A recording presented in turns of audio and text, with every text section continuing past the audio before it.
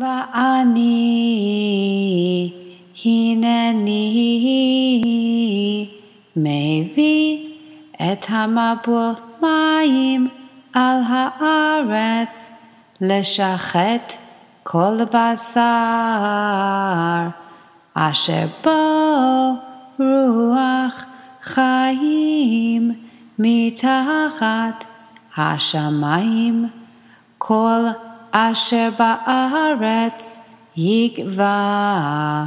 והקימותי את בריתי איתך, ובאת אל התיבה, אתה ובניך ואשתך ונשי בניך איתך.